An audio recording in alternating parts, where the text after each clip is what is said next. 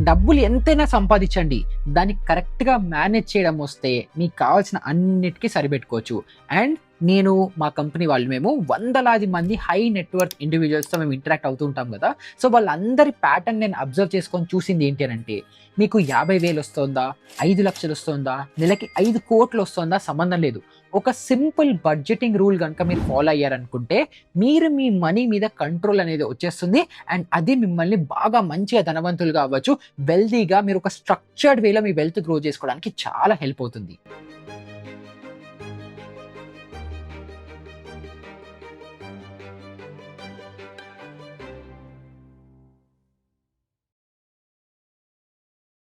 And దీనికోసం అందరూ follow అయ్యే బడ్జెటింగ్ రూల్ ఏదో తెలుసా?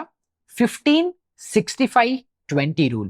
ఫర్ ఎగ్జాంపుల్ మీకు నెలకు ఒక ₹1,00,000 జీతం వస్తుంది అనుకుందాం. దీన్ని మీరు 15, 65 ఇంకా 20 రేషియోస్‌తో డివైడ్ చేసుకోవాలి. సో, ఈ ₹1,00,000లో ఏదైతే ₹15,000 వస్తుందో దీంట్లో స్టేజ్ 1లో మీరు ఏం చేయాలంటే అంటే ₹1,00,000లో ₹15,000 స్టేజ్ 1లో మీరు ఏం చేయాలంటే ఫస్ట్ 6 మంత్స్ వరకు ఎవ్రీ మంత్ ₹15,000 మీరు సేవ్ చేసుకుంటూ ఉండి మీ బేసిక్ సర్వైవల్ నీడ్స్‌కి ఎంతైతే అమౌంట్ యూజ్ అవుతుందో, ఎంతైతే డబ్బులు కావాలో అంత మీరు సేవ్ చేసుకునేలాంటి పొజిషన్‌లో ఉండాలి. సో, మీ బేసిక్ సర్వైవల్ నీడ్స్ ఏముంటాయి? ఇంటి రెంట్ అవ్వచ్చు, గ్రోసరీస్ అవ్వచ్చు, ఫోన్ బిల్స్ అవ్వచ్చు, ఈఎంఐస్ అవ్వచ్చు. ఇలాంటివి ఏవైతే మీరు లేకుండా మీ జీవితం గడవదో అంత అమౌంట్ మీరు 6 మంత్స్‌లో 1 మంత్‌కి అంటే 6 మంత్స్ మీరు 15% సేవ్ చేస్తే ఆల్మోస్ట్ 6 మంత్స్‌లో 1 మంత్ ఆఫ్ సాలరీ మీరు పక్కన పెట్టేస్తారు. ఇది మీకు ఎమర్జెన్సీ ఫండ్, సేఫ్టీ నెట్ లాగా పనిచేస్తుంది. సో, మీరు అన్నిటికంటే ఫస్ట్ స్టెప్‌లో ఈ 15% ఆఫ్ యువర్ సాలరీతో దీన్ని మీరు అక్యుములేట్ చేసుకోవడానికి మీరు ఫోకస్ అనేది పెట్టుకోవాలి. తర్వాత సెకండ్ స్టేజ్‌లో అంటే ఒక్కసారి ఈ 1 మంత్ ఎక్స్‌పెన్సెస్ సేవ్ అయిపోయిన తర్వాత సెకండ్ స్టేజ్‌లో ఈ 1 మంత్ ఎక్స్‌పెన్స్‌ని 3 మంత్స్, 6 మంత్స్ వరకు ఎక్స్‌టెండ్ అయ్యేలాగా దాన్ని కంటిన్యూ చేసుకోవాలి. అప్పుడేమవుతుంది? మీ దగ్గర 3-6 months of emergency fund save అనేది అయిపోతుంది. సో, సడెన్‌గా జాబ్ పోనియండి, మెడికల్ ఎక్స్‌పెన్స్ రానివ్వండి, అన్‌ప్లాన్డ్ ఎక్స్‌పెన్స్ రానివ్వండి, ఏదొచ్చినా కూడా పానిక్ అవ్వకుండా మీరు ధైర్యంగా ఫేస్ చేసుకునేలాంటి సిట్యుయేషన్ వస్తుంది. ఈ జస్ట్ 15% అమౌంట్‌ని మీరు సేవ్ చేసుకోవడం వల్ల. తర్వాత థర్డ్ స్టేజ్‌లో మీరు చేయాల్సింది ఏంటి అనంటే, ఈ 15% అమౌంట్ ఏదైతే ఉంటుందో దీన్ని మీరు డబ్బులు మీకోసం పనిచేసేలాగా గ్రో అయ్యేలాంటి ఇన్వెస్ట్మెంట్స్ అనేవి చేసుకోవాలి. అంటే ఇందులో ఏమేమి వస్తాయి? మీరు మ్యూచువల్ ఫండ్స్ అవ్వచ్చు, ఈటీఎఫ్స్ అవ్వచ్చు, వాటిలో ఇన్వెస్ట్మెంట్స్ చేసుకోవచ్చు. అందులో కూడా బెస్ట్ ఆప్షన్స్ ఏంటి? Index funds. అంటే నిఫ్టీ 50 లార్జ్ క్యాప్ ఫండ్ అవ్వచ్చు, నిఫ్టీ మిడ్ క్యాప్ 150 ఫండ్ అవ్వచ్చు, Nifty small cap 250 index fund అవ్వచ్చు. ఇవేంటి? Large cap, mid cap, small cap. Large cap 12-13% ఇస్తుంది. స్మాల్ క్యాప్, మిడ్ క్యాప్ 14-16% వరకు కూడా రిటర్న్స్ ఇస్తాయి. సో, వీటిల్లో మీరు ఇన్వెస్ట్మెంట్స్ అనేవి చేసుకుంటే లాంగ్ టర్మ్‌లో మీ రిటైర్మెంట్ ప్లానింగ్ కోసం అవ్వచ్చు, దేనికైనా సరే స్లోగా వెల్త్ క్రియేషన్‌కి అనేది హెల్ప్ అవుతుంది. సో, ఫస్ట్ స్టెప్‌లో మీరు ఏం చేయాలి? ఫస్ట్ 1 మంత్ సర్వైవల్‌కి డబ్బులు సేవ్ చేయాలి. సెకండ్ స్టెప్‌లో దాన్ని 3-6 మంత్స్ వరకు ఎక్స్‌టెండ్ అయ్యేలాగా చూసుకోవాలి.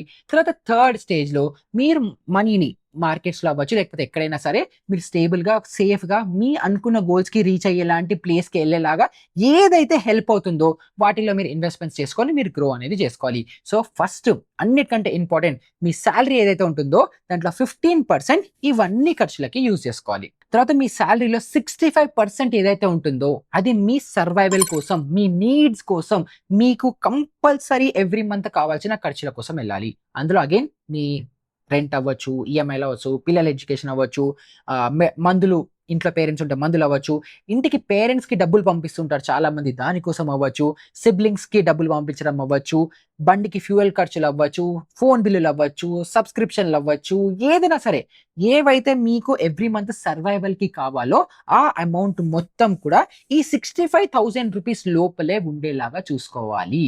ఎందుకంటే నేను చాలా సార్లు చూసేది ఏంటనంటే మనం సొసైటల్ ప్రెషర్ కోసం అవ్వచ్చు, లేకపోతే ఇంకెవరికో సాటిస్ఫై చేయడం కోసం అవ్వచ్చు, ఈ లిమిట్‌ని ఎక్కువ ఎక్స్‌టెండ్ చేసేసుకుంటారు. సో, మేబీ ఒక రెంట్ మేబీ లెట్స్ సే మీరు ఒక ₹20,000-25,000 అఫోర్డ్ చేసుకోగలిగితే 40,000-45,000 ఇంటి రెంట్ పే చేసేలాంటి ఇంట్లలో చాలా మంది ఉంటారు. సో, దానివల్ల ఎక్స్‌ట్రా బర్డెన్ ఫీల్ అవుతుంటారు. లేదు అనంటే సొంత ఇల్లు కొనుక్కునే లాంటి ఇంకా స్టేజ్ వరకు వెళ్లరు. కానీ పియర్ ప్రెషర్ వల్లో దేని వల్లో చేసుకోవడం వల్ల సొంత ఇల్లు తీసేసుకుంటారు. దానివల్ల 25-30 years every month EMI pay చేసుకుంటుంటారు. సో, దీనివల్ల ఏమవుతుంది? మీ ఏదైతే సర్వైవల్ అంటే మీరు ఎవ్రీ డే బతకడానికి గూడా మీరు చచ్చిపోతూ ఉండాలి లోపల నుంచి. ఎందుకంటే నేను కంపల్సరీ ఇంత ఫిక్స్డ్ కమిట్మెంట్స్ నాకున్నాయి. అండ్ ఆ కమిట్మెంట్స్‌ని ఫుల్‌ఫిల్ చేసుకోవడానికి ఇంకా మీరు ఇన్వెస్ట్మెంట్స్ గురించో, మీ పర్సనల్ హ్యాపీనెస్ గురించో దేని గురించి ఆలోచించకుండా ఒక రోబోట్ లాగా ఎవ్రీడే మీకు నచ్చకపోయినా కూడా పని చేస్తూనే ఉండాలి. అండ్ దానికోసమే కష్టపడుతూ జీవితం ఎప్పుడు వెళ్ళిపోతుందో కూడా అర్థం కాదు. సో అలాంటి స్టేజ్ మీకు రాకుండా ఉండాలి అని అంటే నాకు 65% అలొకేషన్ ఉంది. ఈ 65%లోనే నేను నా లైఫ్ స్టైల్‌ని డిజైన్ చేసుకుంటానని ఎప్పుడైతే అనుకుంటారో హ్యాపీగా ట్రస్ట్ మీ చాలా పీస్‌ఫుల్‌గా లైఫ్ అనేది ఉంటుంది. అండ్ పెద్దవాళ్ళందరూ చేసేది అదే. అది మనం కూడా ప్రాక్టీస్ చేసి మనం కూడా ఆచరణలోకి పెట్టుకోవచ్చు. ఇంకా ఫైనల్ 20% ఏదైతే ఉంటుందో అది మన గ్రోత్ కోసము, మన హ్యాపీనెస్ కోసం ఖర్చు పెట్టుకోవాలి. అంటే ఇప్పుడు ఎగ్జాంపుల్‌గా నా ఎగ్జాంపుల్ మీకు చెప్పాలంటే నేను కొన్ని చాలా చిన్న చిన్నవి కొనుక్కుంటాను. రోలర్ స్కేట్స్, తర్వాత రిమోట్ కంట్రోల్ కార్లు అవ్వచ్చు, తర్వాత ఏదైనా ఇన్‌స్టాగ్రామ్‌లో ఏదైనా చిన్న టాయ్స్ లాంటివి చూసుకున్నా అంటే ఇప్పటికి నేను చాలా కొనుక్కుంటున్నా. నాకు చాలా ఇంట్రెస్ట్ అన్నమాట. సో మన హ్యాపీనెస్ కోసము నేను ట్రిప్‌కెళ్తానా, సబ్స్క్రిప్షన్స్ కోసం ఖర్చు పెట్టుకుంటానా, ఏదైనా కోర్స్ తీసుకుంటానా, లేకపోతే ఏదైనా వెకేషన్‌కెళ్తానా, లేకపోతే ఏం లేదు సింపుల్‌గా మేబీ ఎళ్లి ఒక రూ. 1000 దేని మీదైనా ఖర్చు పెడతానా, వాచ్ కొనుక్కుంటానా, షూస్ కొనుక్కుంటానా, బట్టలు కొనుక్కుంటానా ఏదో సంబంధం లేదు. మీకు ఏదైతే హ్యాపీనెస్‌ని ఇస్తుందో దానికోసం మీరు యాక్టివ్‌గా ఒక 20% మీరు స్పెండ్ చేసేలాగా ఉండాలి. ఎందుకనంటే మన లైఫ్ ఎలా ఉండాలి అనంటే మన లైఫ్‌లో అన్నీ ఉండాలి. ఫస్ట్ మనం ఇన్వెస్ట్‌మెంట్స్ చేస్తూ గ్రో అయ్యేలాగా ఉండాలి. మనం ఎవ్రీడే మంచి లైఫ్ స్టైల్‌లో మంచిగా లీడ్ చేసుకునేలాగా ఉండాలి. అండ్ మనం ఇవన్నీ చేస్తూ మన కోరికలు, ఇష్టాలు ఇవన్నీ కూడా చంపుకోకుండా హ్యాపీగా కూడా లైఫ్‌ని బతకాలి కాబట్టి అన్నిటిని బ్యాలెన్స్ చేయడానికి ఈ 15, 65 ఇంకా 20 రూల్స్‌ని ఫాలో అవ్వుకుంటే మనకొచ్చిన డబ్బుల్ని మనం యాక్టివ్‌గా కంట్రోల్ చేసుకొని మనం మంచిగా ముందరికెళ్ళడానికి అనేది హెల్ప్ అవుతుంది. ఇంకా ఇక్కడి వరకు వీడియో చూస్తున్నారనుకుంటే మీకు లాజికల్‌గా ఇంకొక డౌట్ వచ్చుండాలి.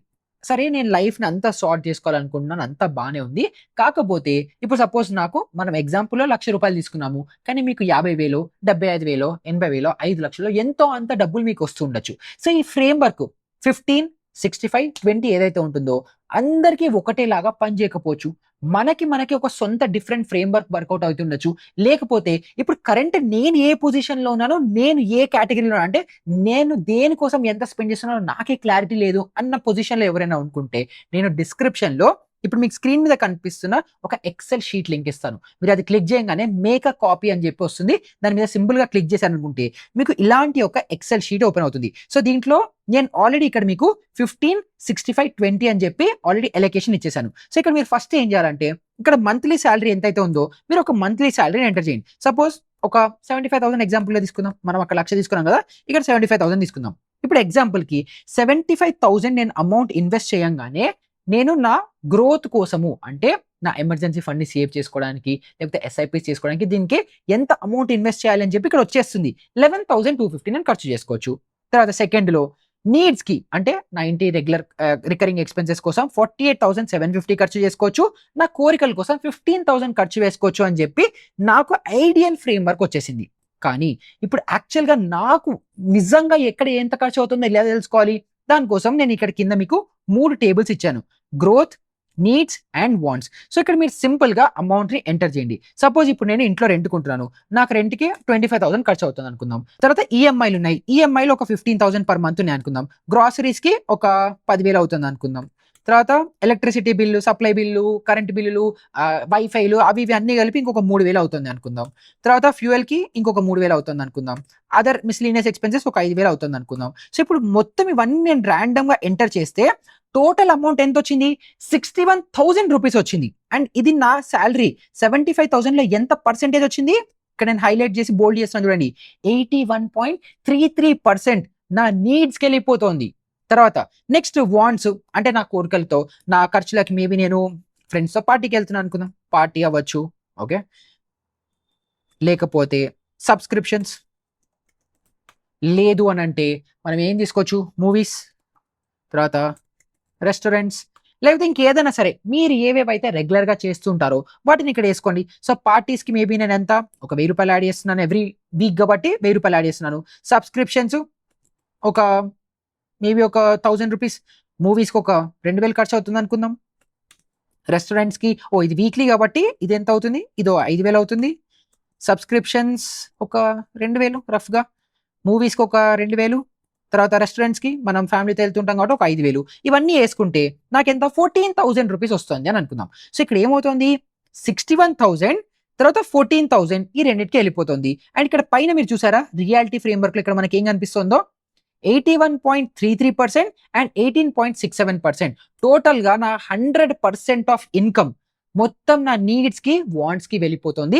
సో దీనివల్ల నాకు టర్మ్ ఇన్సూరెన్స్ లేదు, హెల్త్ ఇన్సూరెన్స్ లేదు, ఎస్ఐపి లేదు, ఎమర్జెన్సీ ఫండ్ లేదు, ఏది లేదు అని నాకు ఇక్కడ కనిపిస్తుంది 0%లో. సో ఇది ఒక్కటి చూడంగానే నాకు నేను రియలైజ్ అయ్యి తెలుసుకోవాల్సింది ఏంటి అని అంటే, నేను ఎలాగైతే కొంచెం నెమ్మదిగా స్లోగా అయినా సరే కట్ డౌన్ చేసుకొని నా గ్రోత్ లోకి ఎలా పెంచుకోవాలి. సో ఇక్కడ నాకు వాంట్స్ ఏదైతే ఉందో స్టిల్ అండర్ 18.67% ఉంది కాబట్టి స్టిల్ ఓకే, నాకు నార్మల్ నా పర్మిసిబుల్ రేంజ్ లోనే ఉంది అనేసి అనుకుందాం. కానీ ఇక్కడ చూడండి నీడ్స్ ఎక్కువైపోయాయి. హౌస్ రెంట్ 25,000 ఉంది, ఈఎంఐలు 15,000 ఉంది, గ్రాసరీస్ 10,000, ఇవన్నీ స్టిల్ ఓకే నార్మల్ అనుకుందాం. బట్ ఇక్కడ నాకు మేజర్ గా 2 ఎక్స్పెన్సెస్ ఉన్నాయి. ఏది, ఇది ఒక 33%, ఇది ఒక 20, అంటే 53% నా ఇంటి రెంట్కి ఈఎంఐలకి వెళ్ళిపోతుంది. ఇది నేను ఎలా తగ్గించుకోవాలి? దాంట్లో ఈఎంఐస్ ఫస్ట్ మనం లిస్ట్ డౌన్ రాసుకోవాలి. ఈఎంఐలో ఫోన్ ఈఎంఐ ఉందా, కార్ ఈఎంఐ ఉందా, బైక్ ఈఎంఐ ఉందా, ఏది ఉంది, ఏ ఈఎంఐ ఉంది, క్రెడిట్ కార్డ్ ఈఎంఐలు ఉన్నాయా, దేనిది ఉంది, దేనికి ఎంత ఎక్కువ ఇంట్రెస్ట్ కడుతున్నాను అని చూసుకొని దాని ఈఎంఐలను ఎంత ఫాస్ట్గా రీపే చేసేసుకొని తగ్గించుకునే లాంటి ప్రొసీజర్ మనం చేసుకుంటామని చేసుకొని స్లోగా దీన్ని 15,000 నుంచి మేబీ ఒక 10,000కి తీసుకురాగలిగాను అనుకోండి, మనకి ఎంతో అంత డబ్బులు సేవ్ అవుతున్నాయి కదా. అప్పుడు చూడండి 7% మనకి బఫర్ మిగిలిపోయింది. ఆ 7% అన్నిటికంటే మోస్ట్ ఇంపార్టెంట్ చేయాల్సింది ఏంటి, health insurance. Maybe per month ఒక 1,500 రూపీస్ లేకపోతే ఒక 2,000, ఫ్యామిలీ ఉంటే 2,000 మినిమం పడుతుంది కాబట్టి 2,000 రూపాయలు అక్కడ ఇన్వెస్ట్ చేసుకుంటాను. సో అప్పుడు ఏమవుతుంది, 96% నా ఎలకేషన్ అయిపోయింది. అప్పుడు టర్మ్ ఇన్సూరెన్స్ కూడా తీసుకోవచ్చు, దానికి ఇంకొక 1,500 యాడ్ చేసుకుంటాను. సో ఇప్పుడు ఏమైంది, ఆల్మోస్ట్ 98% యూజ్ అయిపోయింది. సో ఇప్పుడు ఎప్పుడైతే ఈ ఎక్సెల్లో మీరు మీ డీటెయిల్స్ని ఎంటర్ చేస్తారో, ఎక్కడ డబ్బులు ఎక్కడ ఎక్కువ ఖర్చు పెడుతున్నాను, ఎక్కడ తక్కువ ఖర్చు పెడుతున్నాను, ఎక్కడ ఆప్టిమైజ్ చేసుకోవాలి, నీడ్స్ నుంచి వాంట్స్కి వేసుకోవాలా, వాంట్స్ నుంచి ఇన్వెస్ట్ చేసుకోవాలా, ఏది ఎక్కడ మనం అటు ఇటు చేసుకుంటే మనకి ఈ మూడిట్లో మనం అనుకున్న ఈ పర్సెంటేజ్ అలొకేషన్లోకి వెళ్తాము అని చెప్పి ఇలా మీరు స్ట్రక్చర్ చేసుకున్నారనుకుంటే బ్యూటిఫుల్గా, అమేజింగ్గా, ఎవ్వరు ఏ ఫినాన్షియల్ ప్లాన్ అవసరం లేకుండా మీ లైఫ్ని మీరే చేతులారా సరిదిద్దుకుంటారు. సో ఇదేంటి, ఇలా నెట్ నడుస్తుంది అనుకుంటే. బట్ ఫర్ ఎగ్జాంపుల్ 75,000 కాదు, మీకు నెలకు ఒక 3 లక్షలు వస్తుంది అనుకుందాం. 1 2 3 4 5 3 లక్షలు వస్తుంది అనుకుందాం. అప్పుడు మీరు ఏం చేయాలి, 15 65 20 అలాగే ఉంచాలా, ఉంచకూడదు. అప్పుడు కూడా ఫస్ట్ మీరు ఏం చేయాలి, మళ్ళీ వచ్చి మీ నీడ్స్ రాసుకోండి. ఇక్కడ ఎంత, 56,000 ఉంది. సో మేబీ దీన్ని 56,000 కాకుండా మేబీ ఇంకొక 20,000 యాడ్ చేసేద్దాం. ఓకే, ర్యాండమ్గా యాడ్ చేస్తున్నాను, మేబీ ఇంకేదైనా ఉండొచ్చు. సో ఇక్కడ ఏమవుతుంది, 25% మాక్సిమం అలొకేషన్ నాకు నా నీడ్స్కి వెళ్తుంది. ఎందుకంటే ఇప్పుడు సపోజ్ ఇవాళ మీరు బియ్యము మేబీ ఒక 40 50 60 రూపీస్ కిలో ఉన్న బియ్యం తిని ఉండొచ్చు. మీకు బాగా డబ్బులు వస్తున్నాయని చెప్పి మీరు ఒక 80 రూపాయల కిలో బియ్యం తింటారు, లేదా 90 రూపాయల కిలో బియ్యం తింటారు, అంతకుమించి అది ఏది కదా. సో మీరు క్వాలిటీ ఆఫ్ ఫుడ్ లేకపోతే ఏదో ఒకటి లైఫ్ స్టైల్ ఇంక్రిమెంట్ చేసుకున్నారు, కొత్త ఇంటికి షిఫ్ట్ అయ్యారు, ఏదో అన్ని చేసుకున్నా కూడా అప్పుడు మీరు ఏముండాలంటే ఇది 65% కాదు, మాక్సిమం 30% ఉండేలాగా చూసుకోవాలి. ఒకసారి 30 వచ్చిన తర్వాత మనకి ఎంత, ఇంకొక 70% మిగులుతుంది. సో దాంట్లో ఏం చేయాలి, మేబీ దీనికి ఒక 35%, దీనికి ఒక 35% యాడ్ చేసుకొని అప్పుడు మొత్తం ఓవరాల్గా మళ్ళీ 100% యూటిలైజేషన్లో 1,00,000 రూపాయలు ఇన్వెస్టింగ్కి వెళ్ళాలి, 1,00,000 రూపాయలు వాంట్స్కి వెళ్ళొచ్చు, ఒక 90,000 నా ఇల్లు గడుపుకోవడానికి అని చెప్పి ఇలా మీరు ఫిగర్ అవుట్ చేసుకొని మీ పర్సనల్గా ఫస్ట్ స్టెప్లో మనకి ఎవ్రీ మంత్ ఖర్చులు ఎంత ఉన్నాయని రాసుకొని దాని నుంచి ఎంత ఎక్స్టెండ్ అవ్వచ్చు, ఎంత ఏమవ్వచ్చు అని చెప్పి అక్కడి నుంచి ప్లానింగ్ తీసుకొని నీడ్స్ నుంచి ఇన్వెస్ట్మెంట్స్ అవ్వచ్చు, వాంట్స్ అవ్వచ్చు, ఇలా మీరు ఎప్పుడైతే డైవర్సిఫై చేసుకుంటారో అప్పుడే మీరు లైఫ్లో సక్సెస్ఫుల్ అనేది అవ్వగలుగుతారు. ఇది 50,000 దగ్గర నుంచి 5 కోట్లు కాదు 500 కోట్లు సంపాదించే వాళ్ళు కూడా ఇంతే సింపుల్ ఫ్రేమ్వర్క్లో ఇప్పుడు నేను మీకు ఇస్తున్న ఈ ఎక్సెల్ షీట్ని మీరు వాడుకొని హ్యాపీగా మీ లైఫ్ని మీరే సరిదిద్దుకోవచ్చు. సో ఈ వీడియో రిలేటెడ్ ఇంకా ఎలాంటి డౌట్స్ ఉన్నా కూడా కింద కమెంట్స్లో అడగడం మర్చిపోకండి. మన అందరి ఎయిమ్ ఒకటే ఉండాలి, టాప్ 1% లాగా మనం ఎప్పుడైతే ఆలోచించగలుగుతామో, టాప్ 1% లాగా ఎప్పుడైతే మనం మనీని మేనేజ్ చేయగలుగుతామో అప్పుడే మనం లైఫ్లో సక్సెస్ఫుల్ అవుతాము. సో ఈ వీడియో వాల్యుబుల్ అవుతుంది అనుకున్న ప్రతి ఒక్కరితో షేర్ చేయడం మర్చిపోకండి. ఇలాంటిది ఇంకొక మంచి ఇంట్రెస్టింగ్ వీడియోతో మళ్ళీ మీ ముందరికి వస్తాను. అప్పటి వరకు గుడ్ బై.